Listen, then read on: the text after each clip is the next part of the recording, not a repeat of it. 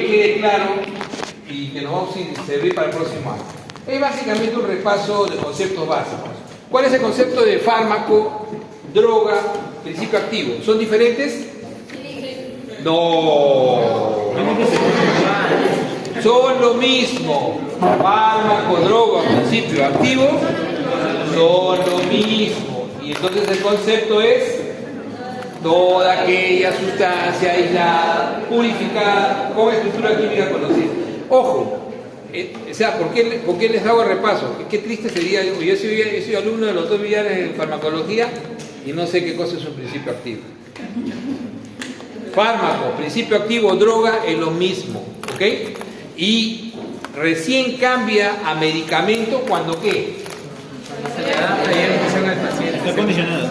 Cuando está condicionado, cuando ya está condicionado, o sea, ya cuando lo pusiste en su capsulita de gel, o lo pusiste en la ampollita, o ya lo pusiste en la tableta ranurada, ¿no es cierto? O sea, la forma de presentación, ya está en una forma de presentación útil. Entonces, cuando ya es, ahí se llama recién medicamento, ¿ok? Ahí recién se llama medicamento. Entonces, eso tiene que quedar claro.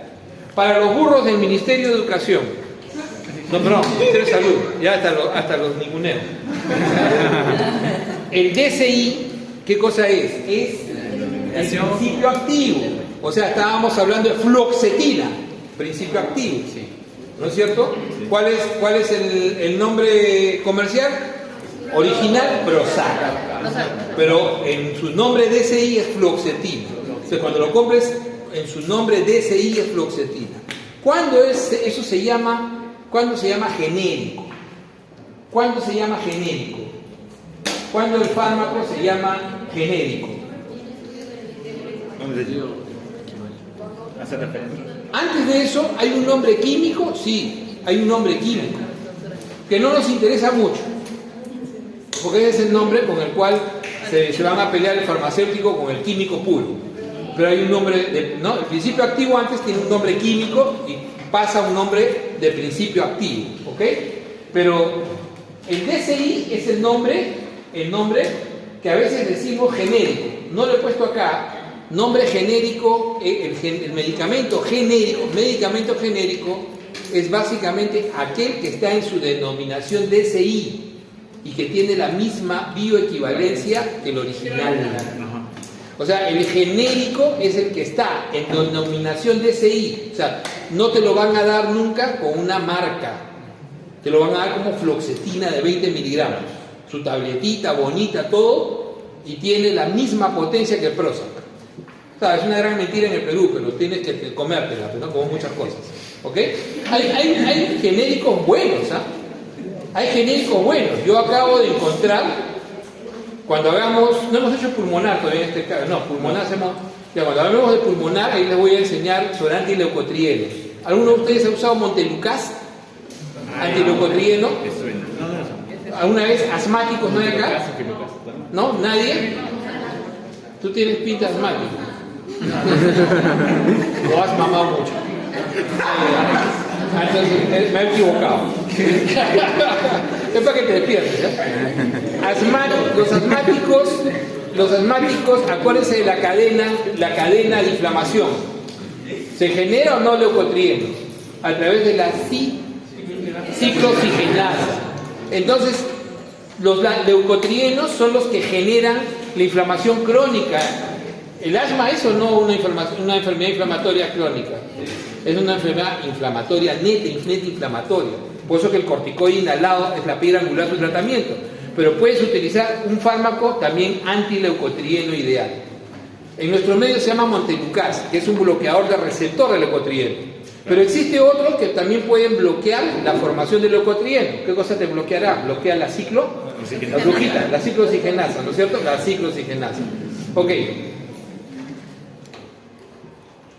El fármaco, el Montelukast original, no, tú para que bloquees ¿no? La ciclooxigenasa. Okay. No te distraigas, hija, no te distraigas. ¿Cómo alguna vez has escuchado el singular? Singular. El singular es el Montelukast original. Yo tengo algunos pacientes con varios pacientes con Montelukast. ¿Sabes cuánto cuesta en Lima el Singular? No baja de 500 soles la caja. O sea, el tratamiento al mes. Es un tratamiento crónico, mínimo 3 meses, ¿ya? No baja de 500 soles. Y todas las otras marcas están alrededor de 150, 120, pero no funciona. O sea, cuando el paciente toma, dice, no me funciona igual, doctor. Cuando toma el Singular, se me va la alergia. No solamente sirve para asma, atopía, rinitis alérgica. Se me quita todo. Consíguete la plata. No tengo. He fregado, ¿sí o no? Hace poco una amiga nos trajo, ¿no? Porque mi hija usa, de Brasil Singular 2 cajas. 15 soles la caja. ¿Qué? 15 soles la caja. ¿Brasil? ¿La frontera o...? Original. ¿La frontera con No, Brasil o compraba ahí Brasil? en Río. Ah, vamos. 15 soles la caja. Ese es el mercado brutal peruano, porque yo digo, eso tiene que solucionar algo. Algún día alguno de ustedes será ministro de salud y lo hará, ¿no? Yo ya no creo ya. Este es cono sin receta. ¿Ah? Cono sin receta. Sin receta. ¡Sin receta! No, bueno, en realidad la amiga es médico, así que supongo que no le hicieron problemas, ¿no? De repente le pidieron receta, pero le sacó su carnet de médico. A mí me han vendido en Brasil medicamentos con mi carnet de médico de acá, no hay problema, no se hacen problemas. Con tal de que vendan, pero el asunto es que, miren la diferencia aquí brutal. O sea, no estamos hablando de 100 soles, ¿sabes? Ni siquiera me las quiso cobrar. Me dijo, no, Luz, 30 soles, me dijo, las 2 cajas. ¿Sí? Qué bendición. Entonces, esa es la brutalidad. Alguien me diría, doctor, ¿por qué tanto Singular? Es que he encontrado ya encontré una que sí funciona como Singular. Después de 10 años. De ir probando en diferentes pacientes. Y un día me dijeron, doctor, he comprado en la farmacia Villegas, Benavides, cuadra 25. Te la mandé a una paciente y le dije, ¿qué tal? Excelente, doctor, me ha funcionado igual que Singular. Ahí estoy mandando a todo el mundo. Porque no sé dónde la sacarán.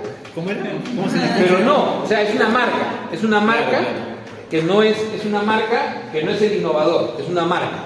Acuérdense que hay marca y hay el original. O sea, le pongo un ejemplo, ¿no?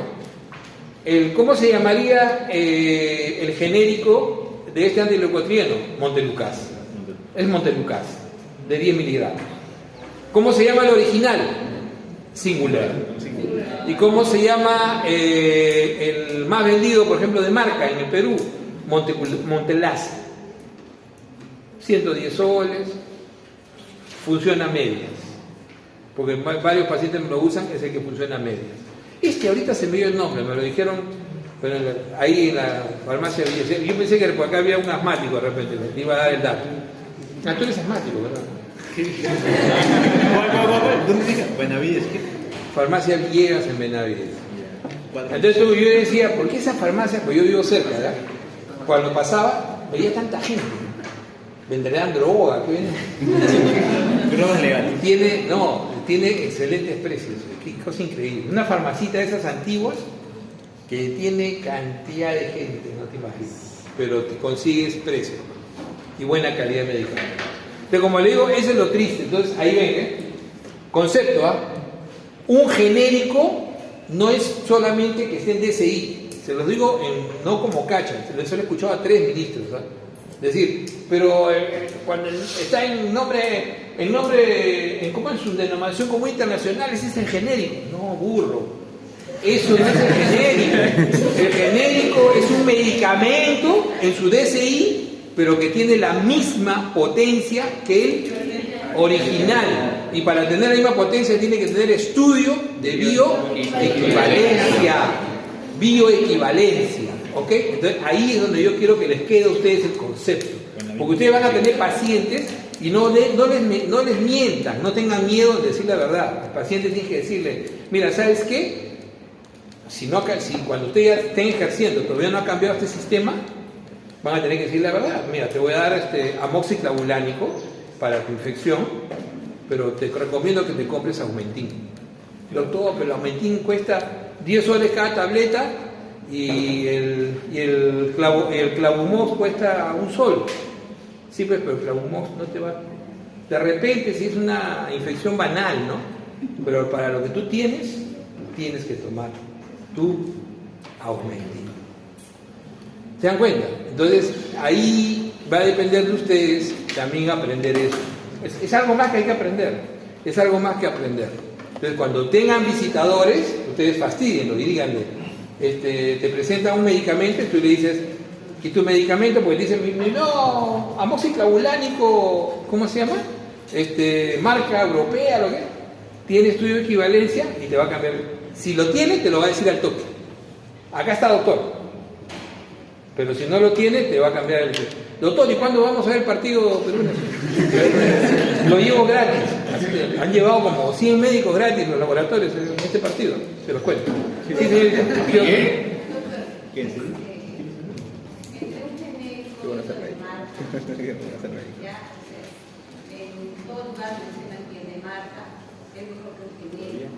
Eso es lo que venden siempre, eso es lo que te vende siempre el laboratorio.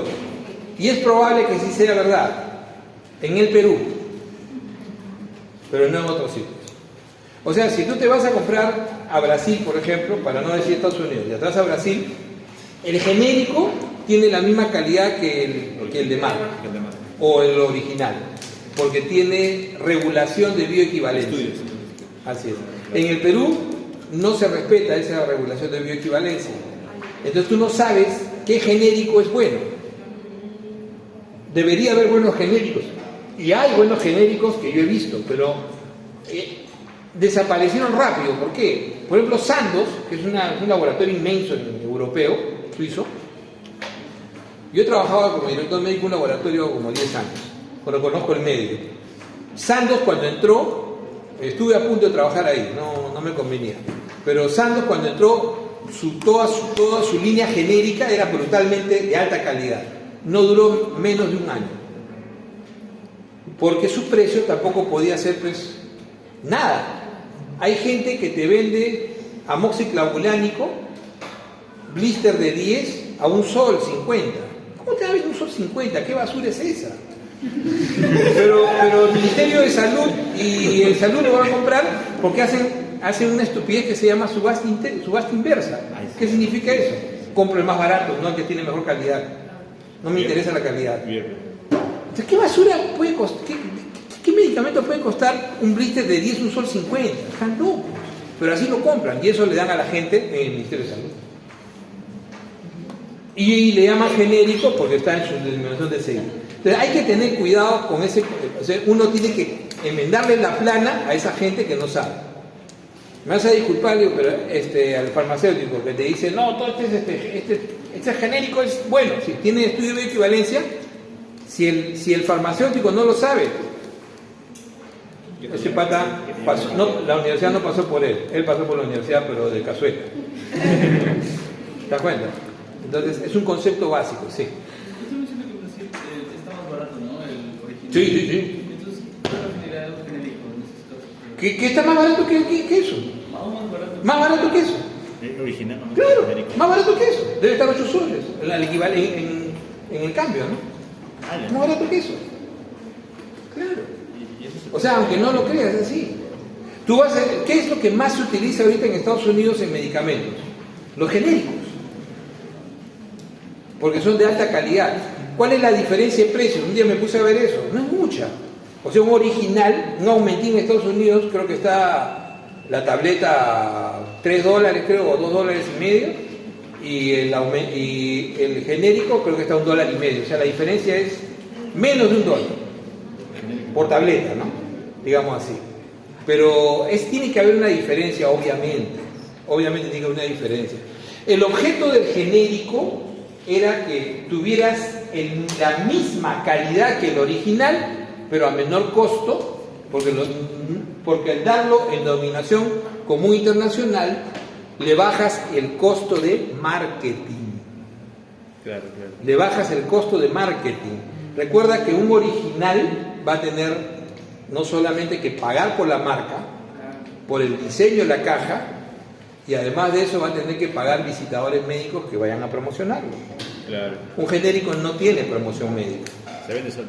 Yo te digo, yo he trabajado en promoción médica años, en marketing farmacéutico, y lo que se paga es un montón. Se gasta plata a montones.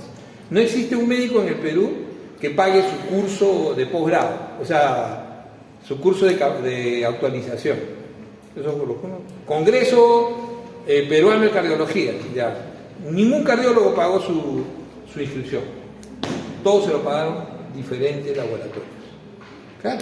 Es más, el curso en sí está financiado por los laboratorios. A ver, entonces la información será sesgada o será realmente buena. De repente buena, pero con un gran sesgo, ¿sí o no? Claro. Con un tremendo sesgo. Por eso yo no voy a un congreso a hacer, bueno, al menos dentro del país, ¿no? En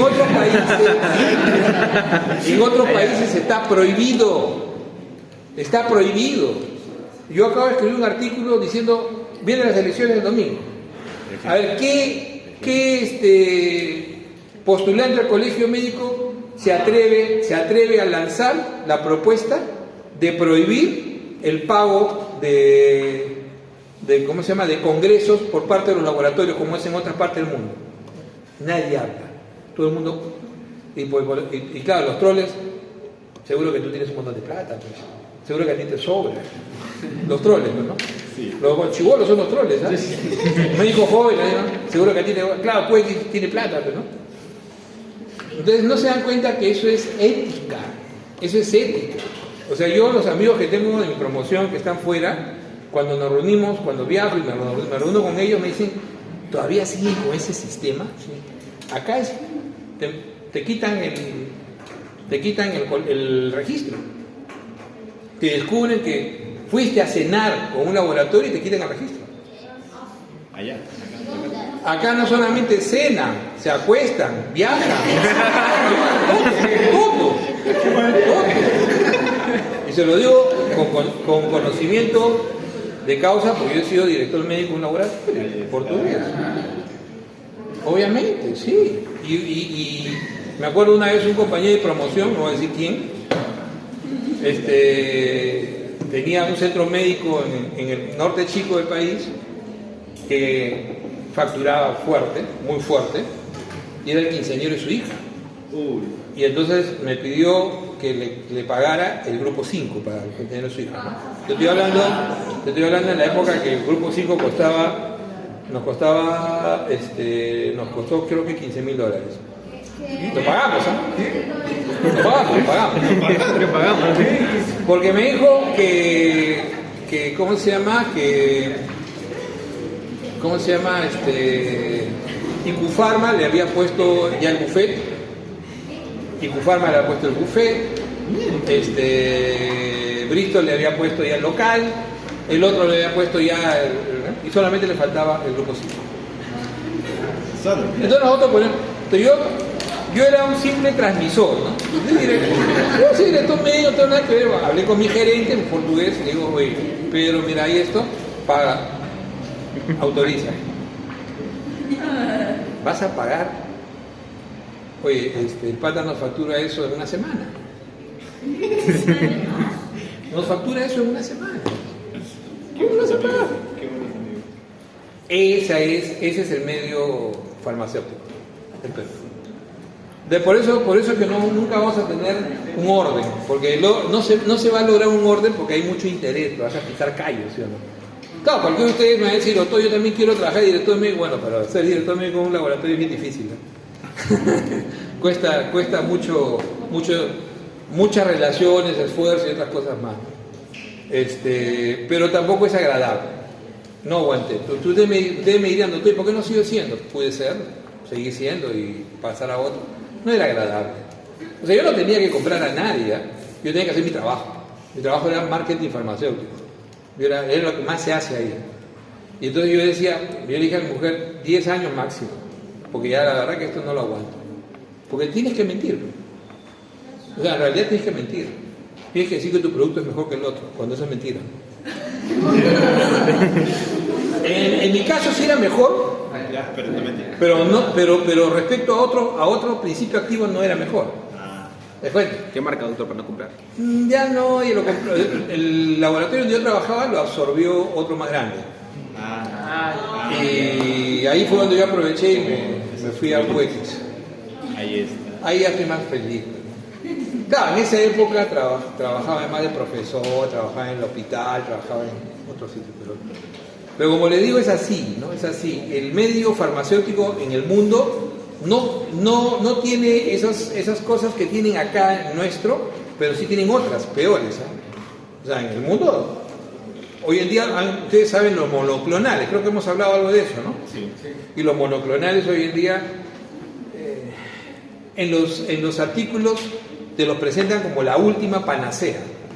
Ahorita todo el mundo está bajando de peso con semaglutide, creo que les dije eso, así es, y ahí está. Y me acabo de venir a una reunión donde me afirman que va a salir el Task Force de diabetes, el próximo Task Force de diabetes, donde semaglutide va a ser la droga 1. Incluso sin metformina. Yo digo, ya no se pasen. No se pasen. O sea, está bien. Acepto, porque he visto pacientes con semaglutide, te produce una anorexia increíble. O sea, no comen nada. Se comen un poquito y ya se llenan. Una cosa increíble. Pero yo no sé qué va a producir en el futuro. Acuérdense que el mejor medicamento no es el último, sino el anterior. Esa es una máxima de la medicina. El mejor medicamento no es el último, sino el anterior. Eso lo decía Pedro Pons, el padre de la medicina interna en España. ¿Por qué? Porque el último medicamento todavía le faltan estudios de... ¿Qué estudios le faltan? Fase 4.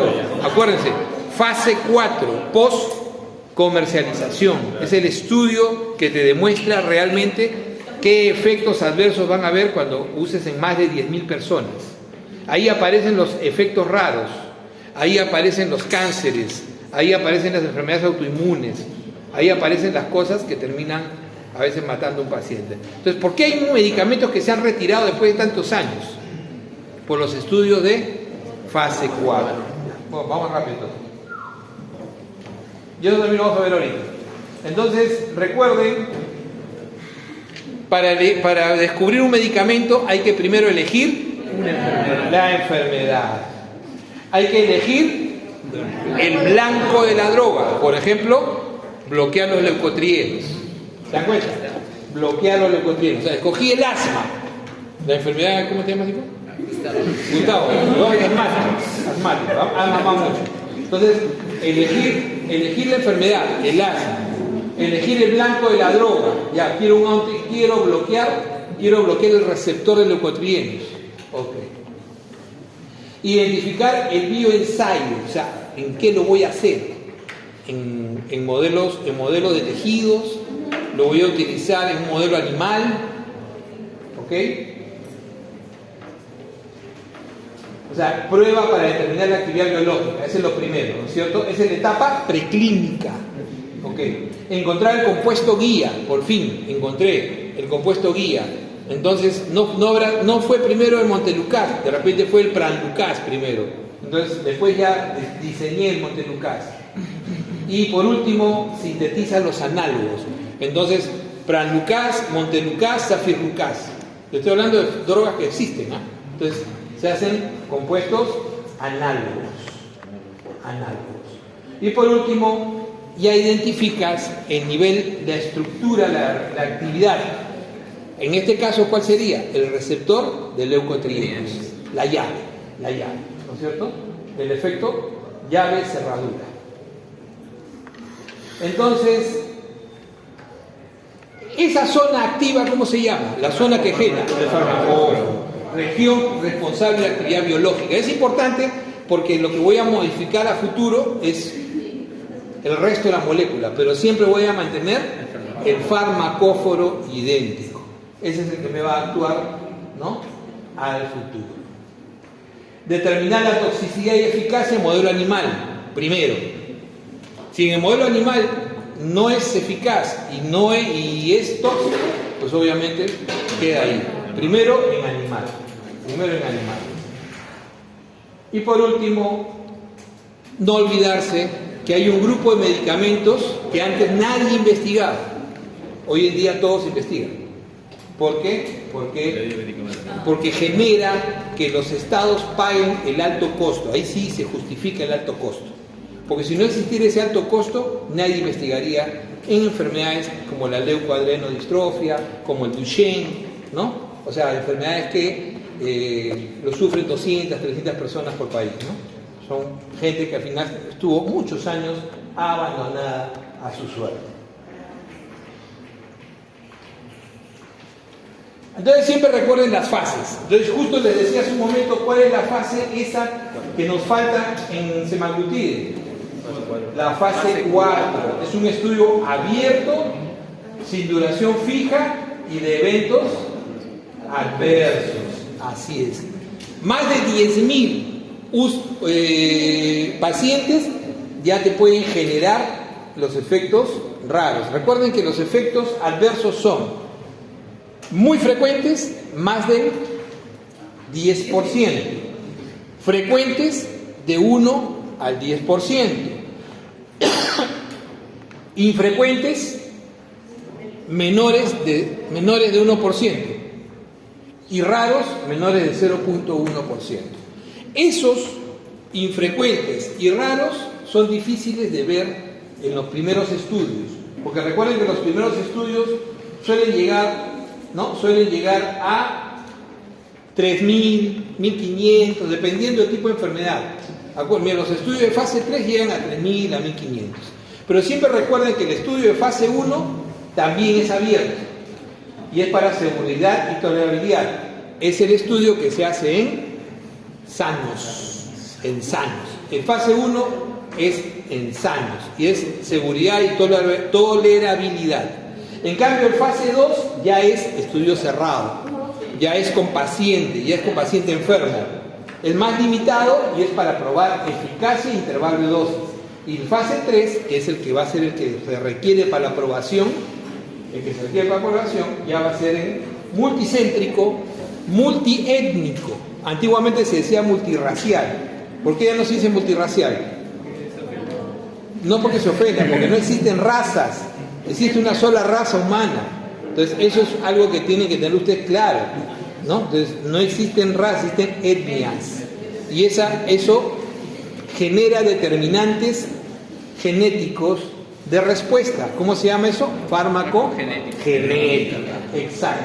Eso es lo que voy a tener que determinar. Por eso necesito que el estudio... Mira, si yo les pregunto, ¿por qué es necesario un estudio, que el estudio sea multiétnico? Porque necesito ver las determinantes, las diferentes farmacogenéticas que se generan en cada etnia. Así como hay enfermedades diferentes. Por ejemplo, ¿por qué los judíos, ¿no?, que son una etnia muy especial, tienen ciertas enfermedades que nadie más tiene?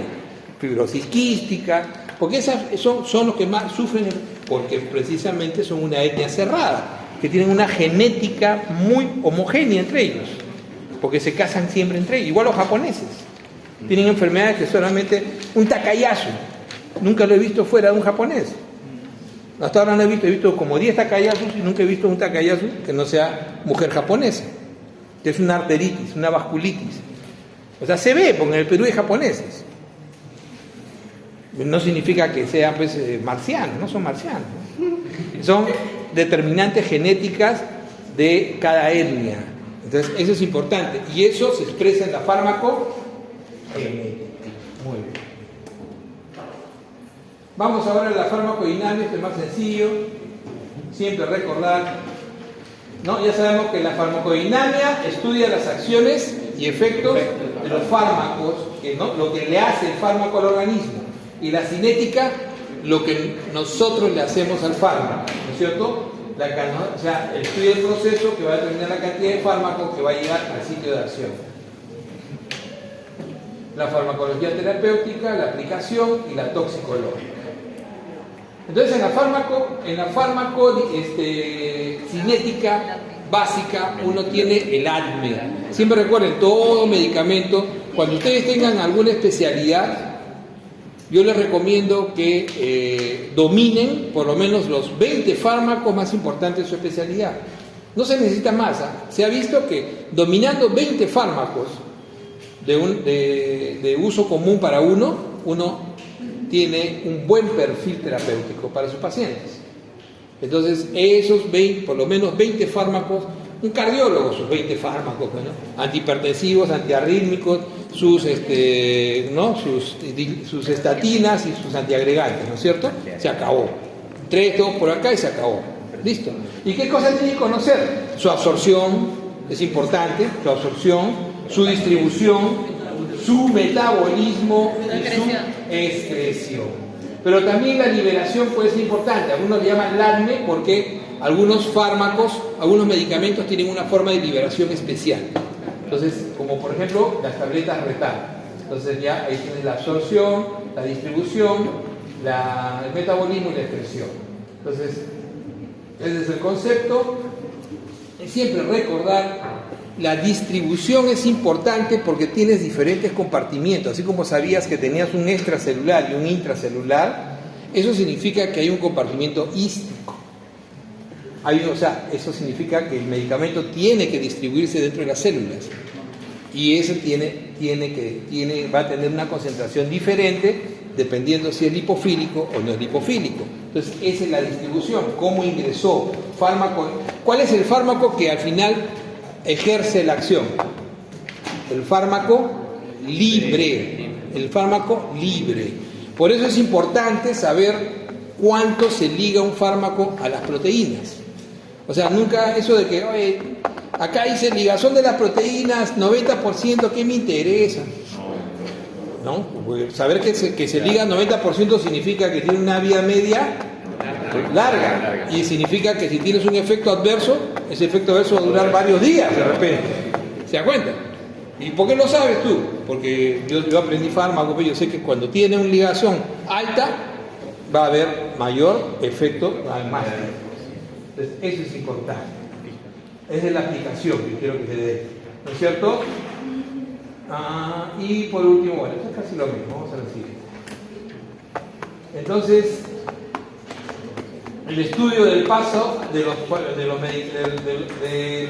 fármaco, ¿no? A través del organismo, lo que se llama el ADME, es la farmacocinética, lugar de administración, la absorción, estoy viendo creo que reversa, sí. Distribución, metabolismo, ¿no? Una vez que ya lo tengo ahí, tengo el fármaco en plasma, fármaco en tejido. Cuando el fármaco ya está en el plasma, ahí hay un concepto de la absorción que es importante. La absorción te da el fármaco en el plasma, ¿no es cierto? Y una vez que lo tienes en el plasma, ¿ya? ¿Qué va a suceder? Vas a tener una cantidad de fármaco útil que puede llegar al sitio de acción. ¿Cómo se llama eso? La biodisponibilidad. Así es. Entonces ahí viene el concepto de biodisponibilidad. Cantidad de fármaco útil. Por eso miren lo importante que es la absorción. Si te retrasa la absorción algo, alimento, lo que sea, obviamente tu biodisponibilidad disminuirá, va a disminuir, ¿no? Si tú tienes isquemia, si tú tienes un viejo que tiene dolor abdominal recurrente, postprandial, sospechas que tiene una isquemia mesentérica, ¿absorberá igual los medicamentos? No, pues, porque tiene isquemia, tiene menos absorción. Tendrás que buscar una vía diferente a la entérica. ¿Te das cuenta? Eso te sirve. Dices, no puedo darle medicamento por boca, porque este paciente no está absorbiendo igual. Un paciente con diarrea crónica, peor, ¿no es cierto? O con síndrome de mala absorción. Entonces, ahí tienes que ver todas esas implicancias. El metabolismo, sobre todo hepático, los metabolitos que pueden ser activos y la eliminación que preferentemente tiende a ser renal. ¿Ok? Droga y metabolitos en la orina, puede ser también la bilis, en las heces e incluso en otros fluidos. Entonces, la absorción te da la biodisponibilidad. Recordar que hay diferentes vías. ¿Cuál es la vía? La vía rápida que evita el primer paso.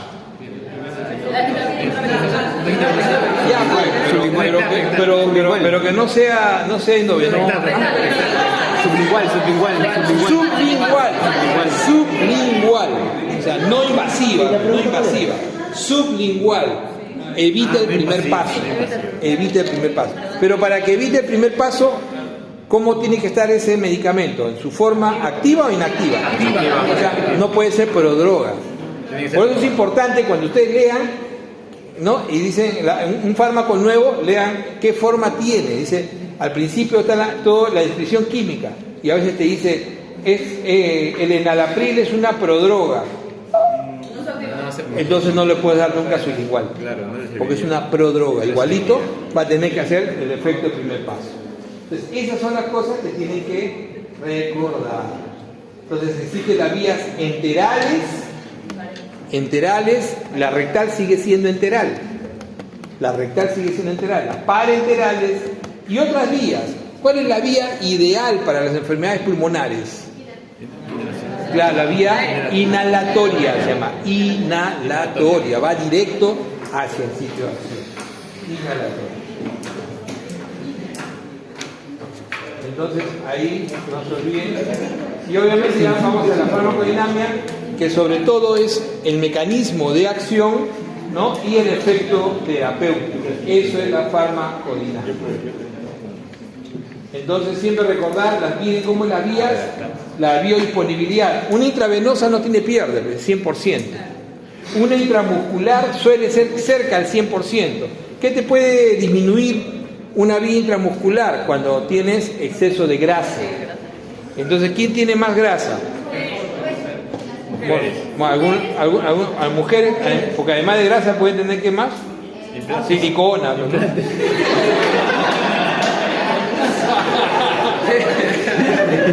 Bueno, siempre sí puede ser, ¿no? De repente le pones un inyectable y se quedó, nunca pasó, se quedó en la bolsa de silicona. Por eso siempre hay que tener cuidado.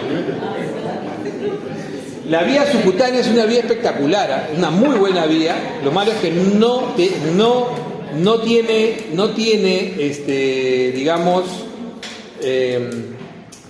no puede recibir demasiado volumen, pero a pesar de eso la vía subcutánea permite incluso hasta 1 litro de hidratación al día, la vía subcutánea, ¿no? Entonces uno puede hidratar. Te dirá, pero doctor, ¿para qué le pone vía subcutánea? Hay pacientes oncológicos que no hay manera de encontrarle una vena, todas las venas están quemadas por la quimioterapia, no hay manera, nadie le encuentra una vena.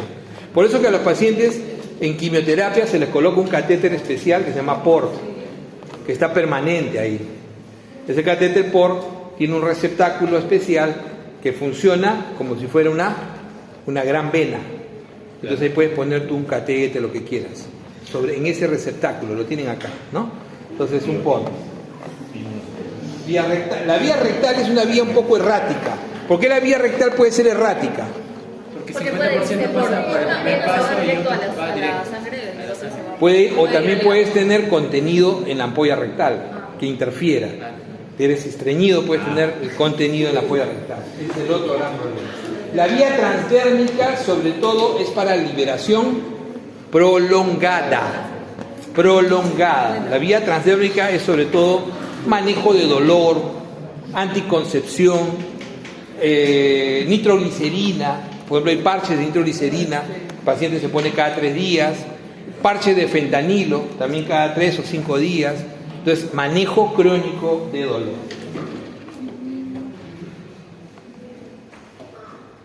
Entonces, cuando yo tengo un paciente, cuando yo tengo un fármaco, que quiero generar un medicamento de tipo genérico, entonces lo voy a llamar en su denominación común internacional, ¿no es cierto? Pero necesita ¿qué? Un estudio y el estudio de bioequivalencia es lo que me va a asegurar que tiene la misma eficacia que el original. Es un estudio aleatorio, o también lo llaman randomizado, donde los sujetos son sanos y donde se usan las secuencias en forma un grupo empieza con la secuencia fármaco 1 y el otro grupo empieza con el fármaco 2. El 1 es el fármaco a probar y el 2 es el original. Y después se cruza. Se hace, ¿no? El que empezó con el 1 sigue con el 2 y el empezó con el 2 sigue con el 1, pero en medio de esos dos hay un lavado biológico para eliminar todo rastro de medicamento. Se hacen las medidas en todos los fluidos y se determina la biodisponibilidad en todos los fluidos. Y si es semejante con un intervalo de confianza del 90%, podemos decir que es bioequivalente. Entonces, ese es el gran problema que no se quiere aceptar en el país. O sea, eso incluso, ustedes saben que en este país la ley está por encima de la lógica a veces, ¿no? Sí. Entonces han ganado los laboratorios un juicio hace muchos años donde no les pueden obligar a utilizar la bioequivalencia de todo lo que han registrado hasta esa fecha. Y registraron todo lo que existía, todas las posibilidades. Entonces dejaron la posibilidad de bioequivalencia en el aire. La distribución, ya habíamos hablado algo de esto. Bueno, vamos avanzando. Entonces, el metabolismo es importante porque, primero, ¿cuál es el lugar fundamental de modificación? Sí, es el lugar fundamental de modificación. Después tienes la primera fase, donde fundamentalmente haces oxidación, reducción, pero sobre todo oxidación, ¿ok? Y porque lo que tú quieres hacer es que el fármaco se elimine ¿por dónde? Por el riñón. Y para que se elimine por riñón tienes que hacerlo polar, exacto. Entonces tratas de hacerlo cada vez más polar, más que se pueda disolver más en agua, así es, más hidrófilo. Entonces tu primer paso es tratar de hacerlo más polar. Y entonces, ¿qué grupo de enzimas hace esto? El grupo de la cromo B, que son ¿cuántas familias? 18 familias. 18 familias. Miren que soy bueno de no preguntarle familia por familia. Antes hacía eso, Antes me preguntaba familia por familia, porque cada familia tiene un grupo de fármacos específicos. ¿Ya?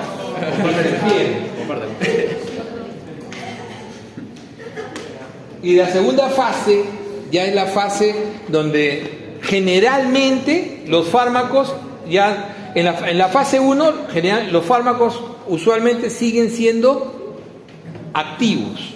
O sea, en la primera fase los fármacos que son hidroxilados, oxidados, tienden a seguir siendo activos.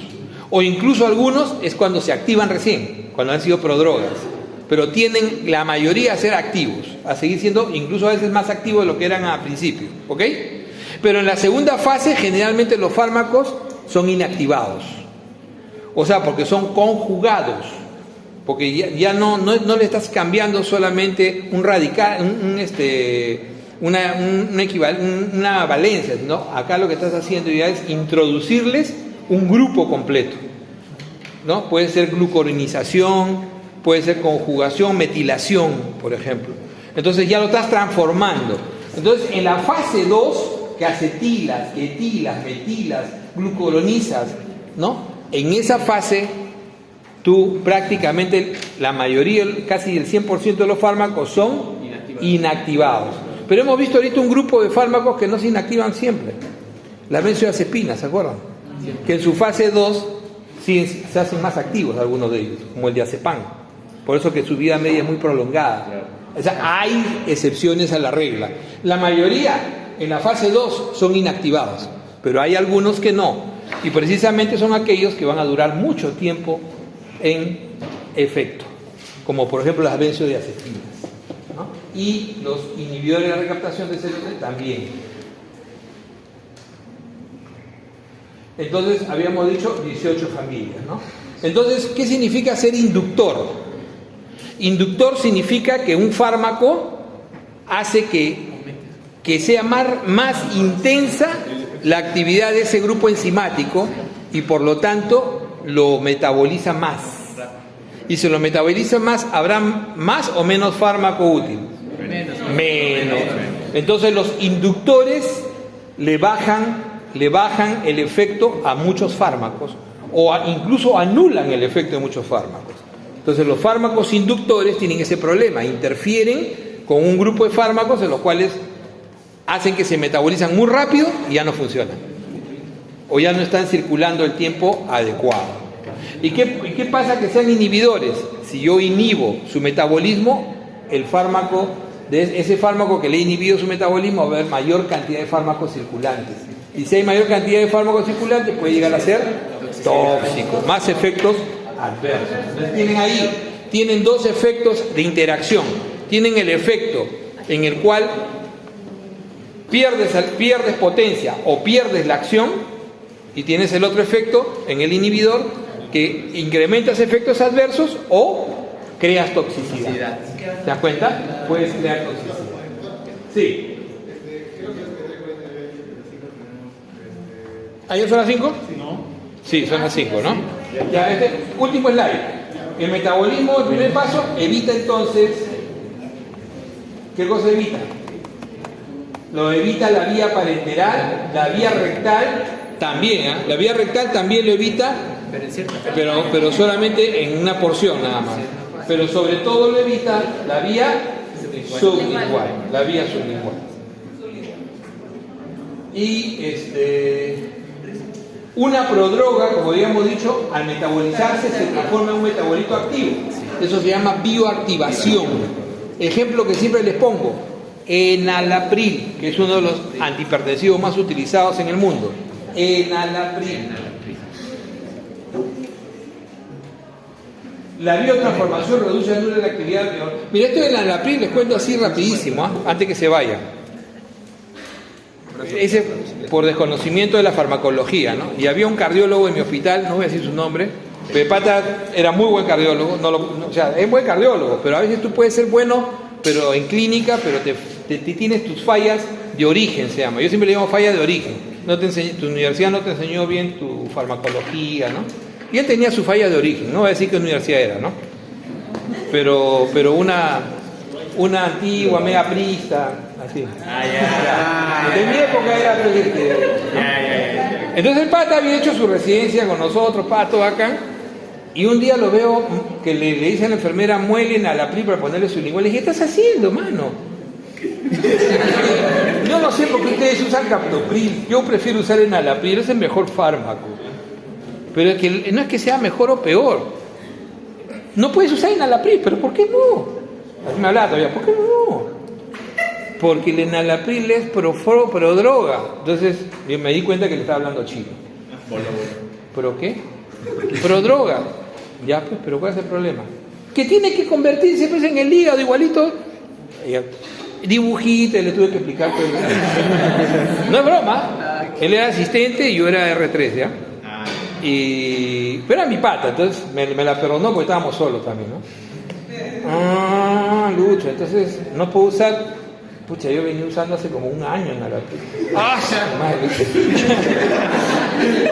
Bueno, pues digo, ya.